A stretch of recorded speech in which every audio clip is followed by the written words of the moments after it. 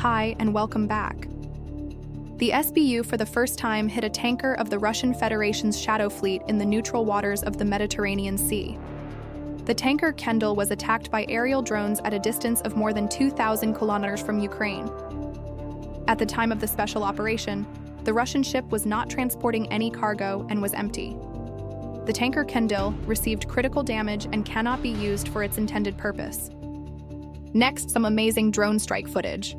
Ukrainian kamikaze drones destroy 2 launchers of the S-400 Triumph air defense system near the settlement of Ryevka in Belgorod Oblast.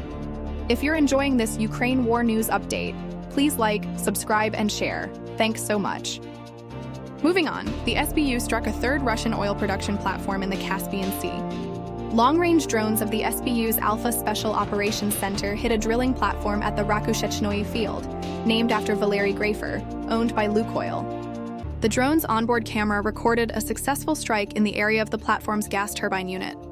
Previously, SBU drones had already hit ice-resistant oil platforms at the Filanovsky and Korchagin fields in the Caspian Sea, which led to the suspension of production operations there. Next, an important update from the new front line in the Black Sea.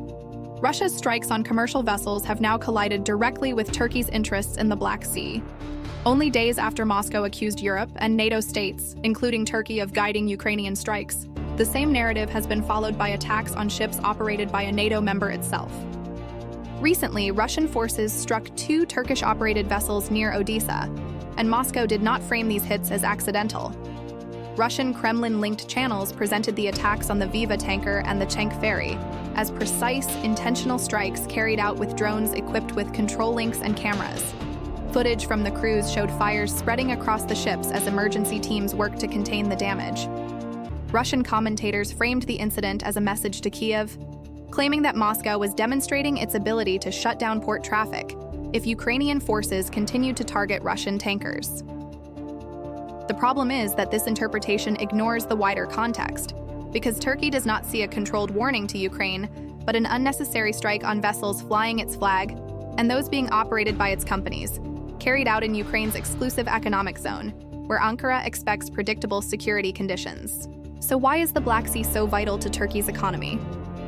This matters because the Black Sea is not just a sea route for Turkey, it is a key part of its economy, as a large share of Turkey's short-range shipping moves through the Odesa-Constanta-Istanbul corridor, connecting Turkish industry with agricultural exports from Ukraine, fuel flows from regional suppliers, and bulk commodities moving through the northern Black Sea. Turkish shipping firms maintain a dense rotation of tankers, barges, and cargo vessels across these routes.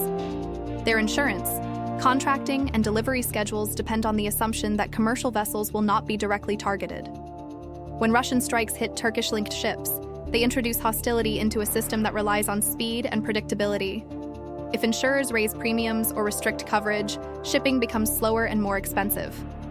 On top of that, if firms reroute cargo through the Mediterranean, Turkish shipping companies lose competitiveness. And if crews refuse to sail into contested zones, port rotation slows. The result is a direct economic cost for Ankara and a reputational cost for any government that cannot protect its own maritime routes. Turkey has responded forcefully and without ambiguity, consistent with its long-standing practice of enforcing red lines around its security and airspace. President Erdogan underscored this posture by publicly demanding during his meeting with Vladimir Putin that attacks on ports and energy infrastructure stop immediately.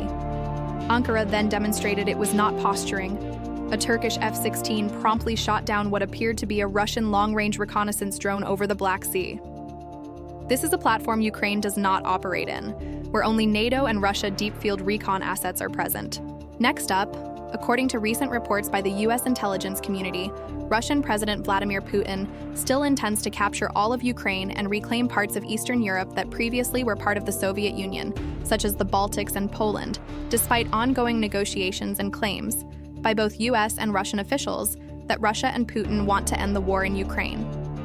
This assessment, having been accepted and corroborated over the last few years by both intelligence agencies in Europe and the United States, has remained roughly the same since Russia's invasion of Ukraine in 2022, with it expected that Russia will eventually provoke a direct conflict with NATO, according to Reuters. And finally, some sad news.